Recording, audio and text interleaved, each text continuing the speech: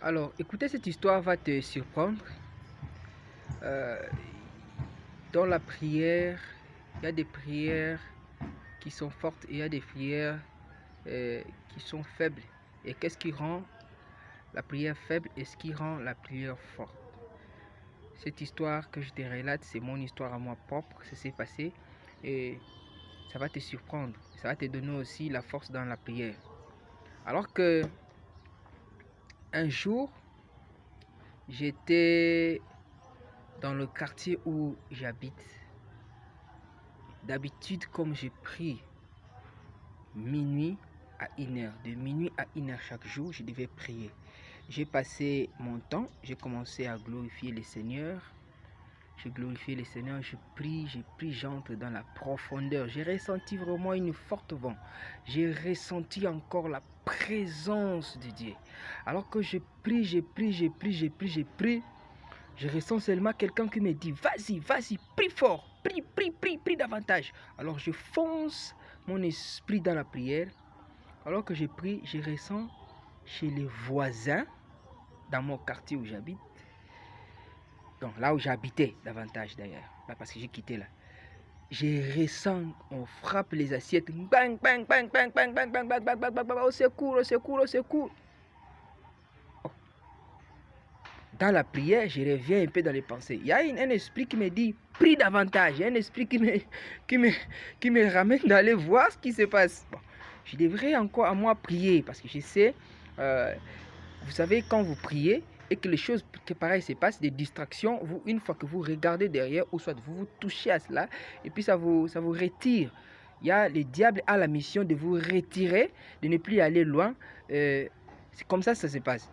Alors, je continue à prier. Toutefois, quand je continue, je prie davantage, écrit là-bas. J'ai prié jusqu'à la fin. Je me suis arrêté de prier. Je devrais aller. L'Esprit Saint m'a interdit d'aller voir. Je me dormis. Le matin, je pars, je demande qu'est-ce qu'il y avait eu. On me dira, il n'y a rien. Les gens faisaient des bruits seulement avec des assiettes. Ils sont venus. Les camarades sont venus, il n'y avait rien.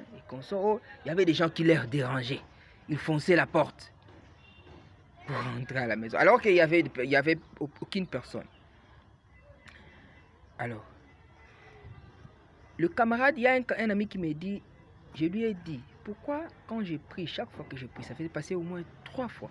Quand je prie, on met des bruits au secours dans cette maison. On me dira que non, mais tu sais pas que si papa est un occultiste. Lui n'aime pas les dérangements de la prière.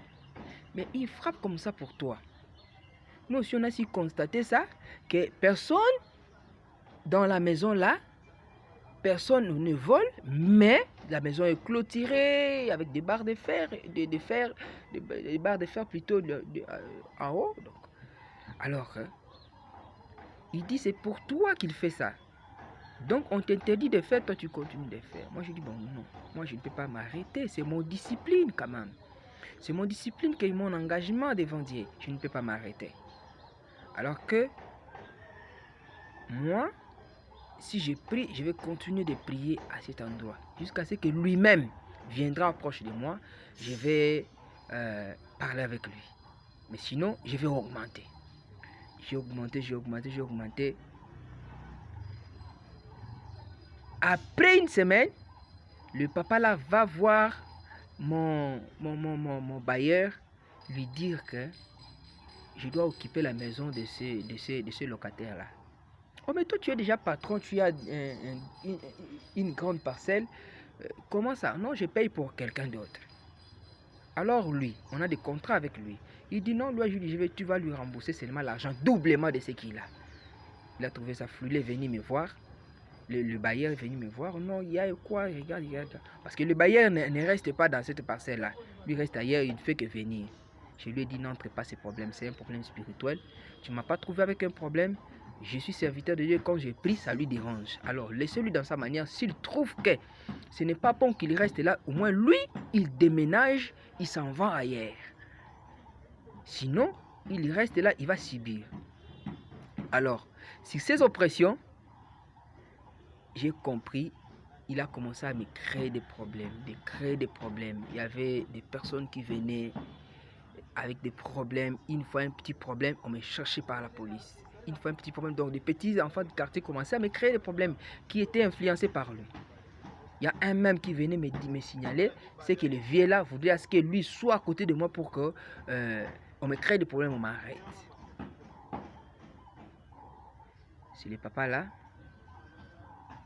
Aujourd'hui, je vous dis, c'est créer un problème que je me réserve de plus. Je ne suis pas là, j'ai quitté, j'ai laissé le quartier ailleurs.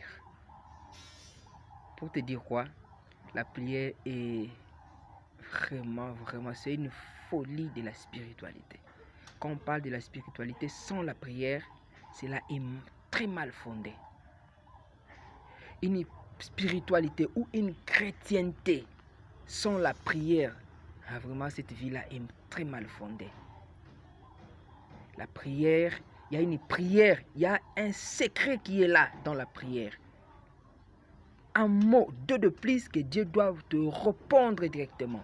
Si Dieu ne te répond pas, ou soit, regardez, j'ai un secret. Moi, si tu as un problème avec moi, et que j'ai fléchi mes genoux, j'ai cité ton nom dans ma prière, crois seulement que tu seras mal à l'aise, ou tu seras mal vu, je vous assure. Il y a un secret dans la prière. Abonne-toi, tu verras, tu vas toucher à ces problèmes-là, comme ça, ta prière ira encore, ton niveau spirituel ira très loin. Dieu va commencer à répondre très rapidement. Je vous affranchis.